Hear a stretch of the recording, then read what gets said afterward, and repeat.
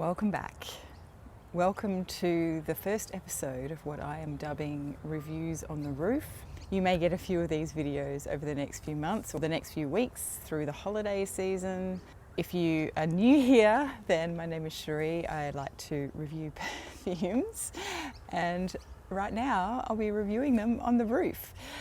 We have a deck that we just built up here about 6 months ago, and I was dead against building a deck up here. Look, I'm not great with heights, and I kept telling Matt that it was a really bad idea, and now I'm absolutely loving it. So kudos to Matt, you were right this one time. Don't let it go to your head. All right, so today I want to talk to you about White Sandalwood by Goldfield Banks. I think it was in my perfumes I wore on holiday video where I was talking about the fact that I wore white sandalwood quite a lot over the holiday that we had in Thailand. And even since coming back, I've been wearing it a whole ton as well. It's a perfume that I've had for a few years now. I think I bought a bottle of this in 2019. And when I was writing up the blog post on this, I was sort of trawling through the Goldfield Banks website, and I discovered that, in fact, the perfume has since been reformulated since the bottle that I had. I reached out to them and asked them how different and what are the differences between them, and they said, you know what, we'll just send you a sample and you can make up your own mind. So I have the sample that they sent to me right here. This is the newer version. So for those of you who didn't see that last video, the older bottle looks like this. It has an orange label, but the newer bottle has a white label. Now, what actually happened was they changed the label first, and then shortly thereafter they had to reformulate. I think it was something to do with source materials not being available or something, or maybe a change in regulations.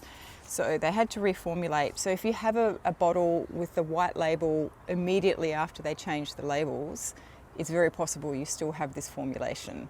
But for the large part, I would say that most of the bottles circulating with the white label are different to this one. So they would correlate with the sample that I have.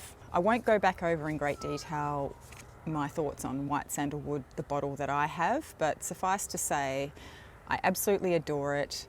There is a really dry, woody note in there that it conjures up images for me of a piece of wood that's been lying in the sun. It's been bleached by the sun over the summer. And if you pick it up and try to bend it in any way, it cracks, it snaps.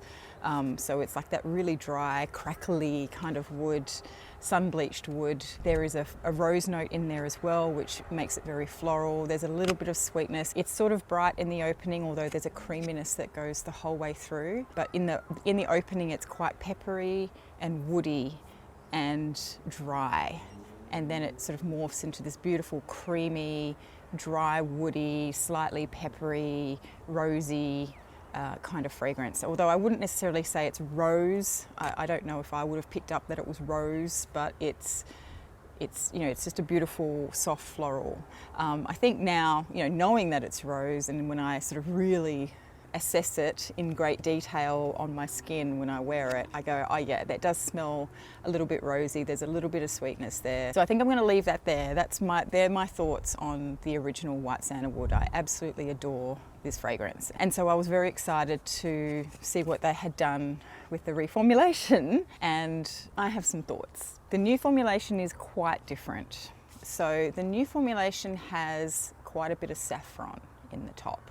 I don't know if the original formulation has saffron in it, but if it does, it's very low-key saffron. In this one, the saffron hits you right out the gate. As soon as you spritz it, you get a bunch of saffron. And the saffron in this, to me, has that kind of almost medicinal smell that reminds me of the iodine solution that you put on cuts and grazes.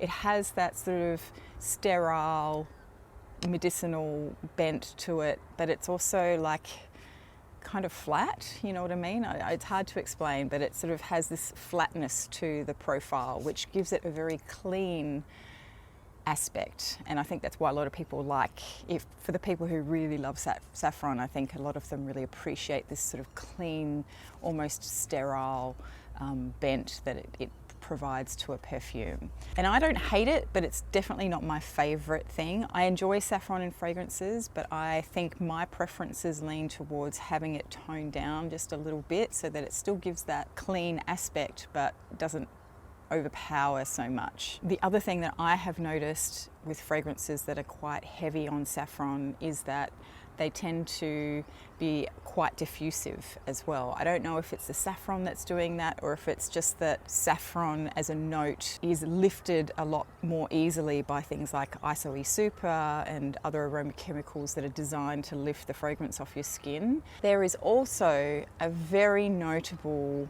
very strong, syrupy Turkish Delight rose element to this fragrance, which is quite different to the original formulation. Like I said, there's still rose in the previous version, but that rose is more fresh, kind of velvety, whereas this one is much more Turkish Delight, sweet, syrupy. It smells a lot more like a dessert, like Turkish Delight. It's much, much sweeter. I will also say too that this one is a lot louder in the opening than the original White Sandalwood. And I think this is part of this, the saffron and that combination of the saffron with this really syrupy Turkish Delight rose combo just makes it a lot bigger. Interestingly, I don't get much of the actual sandalwood in the opening to this. In fact, compared to the old version where I could really get that dry, cracked sandalwood note right from the get-go, I don't get that here at all. This is all about the saffron and the rose.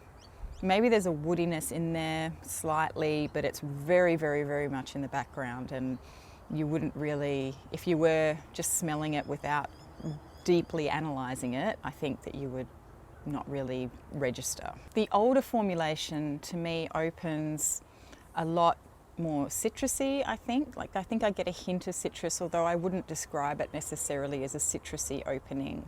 But it's a lot brighter, and it leans, on the paper, it leans a little bit more masculine, I think. It smells a little bit more like a men's cologne, men's marketed cologne than the new formulation. Yeah, it's interesting. When I smell this on paper, it smells quite different to how it performs on my skin. When I spray it on my skin, I get just this beautiful woodiness. I don't get a lot of the citrus, but I definitely detect that it's a little bit brighter. It's a lot softer, and it's a lot more subtle. And it just feels lighter in the sense of the colours that are conjured up in my brain when I smell this compared to this. They really are chalk and cheese in the opening.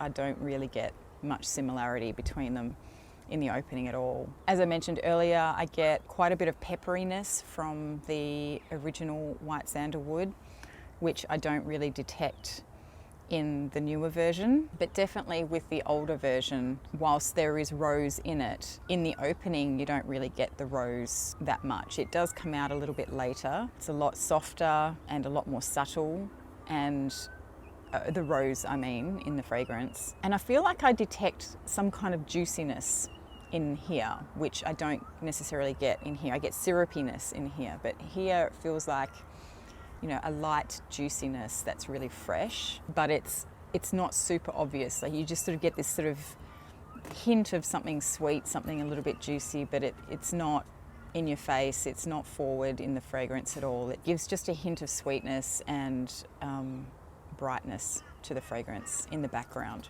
As the two fragrances start to dry down, they do start to converge a little bit more in terms of how they smell. But the original one always remains dry, woody and peppery. Whereas this one, you always get that Turkish Delight, rosy element the whole way through. The original, to me, in the dry down leans more creamy, whereas this one, to me, leans more syrupy and musky. And the other interesting thing I did notice when I was wearing them on skin yesterday was that I definitely found the even though the newer version is much louder and much bolder in the opening, I found that I got better longevity out of the original formulation. I could definitely, so I put it on yesterday morning, I spritzed them, one on each hand. And then by the evening, I think it was about 8:30, I just had a quick sniff and I could still detect the original on my hand quite easily, whereas the other one, the newer version, was a lot more softer. I mean, I could just detect it, but I really had to try hard. In the deep dry down too, after several hours, I do find, for me, I just found that after several hours of wear, when I could smell the original on me, I still get a sense of, wow, this is still so interesting. I just feel like there's more going on in it.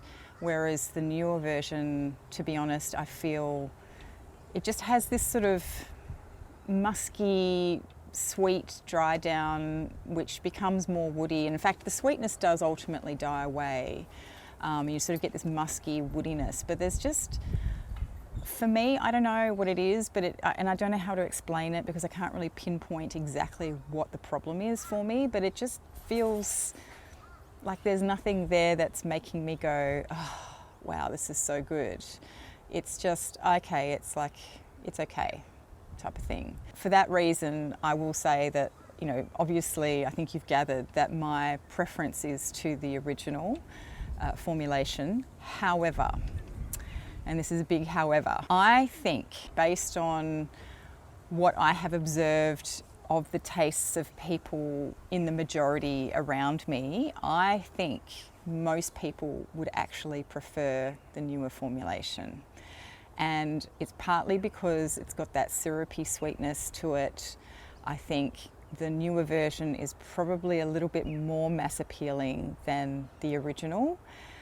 And so I wouldn't, if you are the type of person who enjoys sort of that Turkish delight element in fragrances, you like your fragrances to lean a little bit more on the sweeter side, then perhaps you would prefer the newer version over the older version. But for me personally, I prefer the more woody aspects, the spicy aspects of this fragrance, and I feel like White Sandalwood is much more of a summery fragrance in the original version than it is in the later version.